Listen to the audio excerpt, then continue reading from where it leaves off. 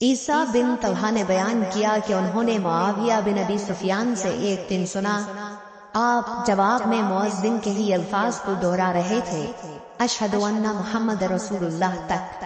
ہم سے اسحاق بن راہوئی نے بیان کیا، کہا کہ ہم سے وہب بن جریر نے بیان کیا، کہا کہ ہم سے ہشام دستوائی نے یحییٰ بن ابی کثیر سے اسی طرح حدیث بیان کی۔ صحیح بخاری حدیث نمبر 612۔ یحییٰ نے کہا کہ مجھ سے میرے بعض بھائیوں نے حدیث بیان کی کہ جب مؤذن نے حی علی الصلاۃ کہا تو معاویہ رضی اللہ تعالیٰ عنہ نے لا حول ولا قوۃ الا باللہ کہا، اور کہنے لگے کہ ہم نے نبی صلی اللہ علیہ وسلم سے ایسا ہی کہتے سنا ہے۔ صحیح بخاری حدیث نمبر 613۔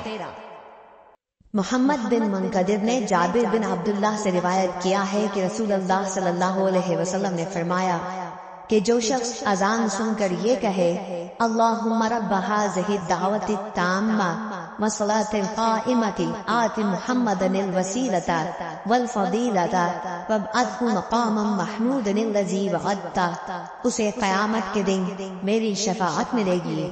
صحیح بخاری حدیث نمبر 614۔ امام مالک نے سمی سے جو ابو بکر عبد الرحمن بن حارث کے غلام تھے خبر دی، انہوں نے ابو صالح ذکوان سے، انہوں نے حضرت ابو ہریرہ رضی اللہ تعالی عنہ سے کہ حضرت صلی اللہ علیہ وسلم نے فرمایا کہ اگر لوگوں کو معلوم ہوتا کہ اذان کہنے اور نماز پہلی صف میں پڑھنے سے کتنا ثواب ملتا ہے، پھر ان کے لیے قرآن ڈالنے کے سوائے اور کوئی چارہ نہ باقی رہتا تو البتہ اس پر قرآن اندازی ہی کرتے، اور اگر لوگوں کو معلوم ہو جاتا کہ نماز کے لیے جلدی آنے میں کتنا ثواب ملتا ہے تو اس کے لیے ایک دوسرے سے آگے بڑھنے کی کوشش کرتے، اور اگر لوگوں کو معلوم ہو جاتا کہ عشاء اور صبح کی نماز کا ثواب کتنا ملتا ہے تو ضرور چوٹڑوں کے بل گھسٹتے ہوئے ان کے لیے آتے۔ صحیح بخاری حدیث نمبر 615۔ عبید اللہ بن حارث بصری نے کہا کہ ابن عباس رضی اللہ تعالیٰ عنہ نے ایک دن ہم کو جمعہ کا خطبہ دیا، بارش کی وجہ سے اس دن اچھی خاصی کیچڑ ہو رہی تھی۔ مؤذن جب حی علی الصلاۃ پر پہنچا تو آپ نے اس سے یہ کہنے کے لیے فرمایا کہ لوگ نماز اپنی قیام گاہوں پر پڑھ لیں۔ اس پر لوگ ایک دوسرے کو دیکھنے لگے۔ ابن عباس رضی اللہ تعالیٰ عنہ نے کہا کہ اسی طرح مجھ سے جو افضل تھے انہوں نے بھی کیا تھا، اور اس میں شک نہیں کہ جمعہ واجب ہے۔ صحیح بخاری حدیث نمبر 616۔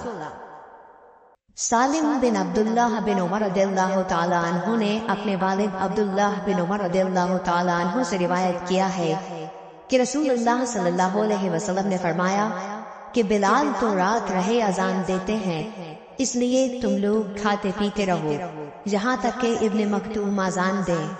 راوی نے کہا کہ وہ نابینا تھے اور اس وقت تک اذان نہیں دیتے تھے جب تک ان سے کہا نہ جاتا کہ صبح ہو گئی، صبح ہو گئی۔ صحیح بخاری حدیث نمبر 617۔ عبداللہ بن عمر رضی اللہ تعالیٰ عنہ نے کہا مجھے ام المومنین حضرت حفصہ رضی اللہ تعالیٰ عنہا نے خبر دی کہ رسول کریم صلی اللہ علیہ وسلم کی عادت تھی کہ جب مؤذن صبح کی اذان صبح صادق کے طلوع ہونے کے بعد دے چکا ہوتا تو آپ اذان اور تکبیر کے بیچ نماز قائم ہونے سے پہلے 2 ہلکی سی رکعتیں پڑھتے۔ صحیح بخاری حدیث نمبر 618۔ عبد الرحمن بن عوف نے حضرت عائشہ صدیقہ رضی اللہ تعالیٰ عنہا سے روایت کیا ہے کہ نبی صلی اللہ علیہ وسلم فجر کی اذان اور اقامت کے درمیان 2 ہلکی سی رکعتیں پڑھتے تھے۔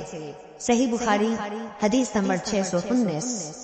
عبداللہ بن دینار نے حضرت عبداللہ بن عمر رضی اللہ تعالیٰ عنہ سے روایت کیا ہے کہ رسول کریم صلی اللہ علیہ وسلم نے فرمایا دیکھو بلال رات رہے میں اذان دیتے ہیں، اس لیے تم لوگ سحری کھا پی سکتے ہو جب تک ابن ام مکتوم اذان نہ دے۔ صحیح بخاری حدیث نمبر 620۔ ابو عثمان عبد الرحمن نہدی نے عبداللہ بن مسعود سے روایت کیا ہے، انہوں نے نبی کریم صلی اللہ علیہ وسلم سے کہ آپ نے فرمایا کہ بلال کی اذان تمہیں سحری کھانے سے نہ روک دے کیونکہ وہ رات رہے سے اذان دیتے ہیں، یا یہ کہا کہ پکارتے ہیں۔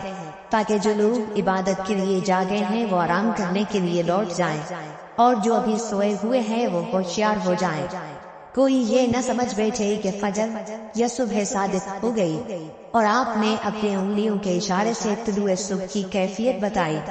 انگلیوں کو اوپر کی طرف اٹھایا اور پھر آہستہ سے انہیں نیچے لائے، اور پھر فرمایا کہ اس طرح فجر ہوتی ہے۔ حضرت ظہیر رابی نے بھی شہادت کی انگلی ایک طرف رکھی، پھر انہیں دائیں بائیں جانب پھیلا دیا۔ صحیح بخاری حدیث نمبر 621۔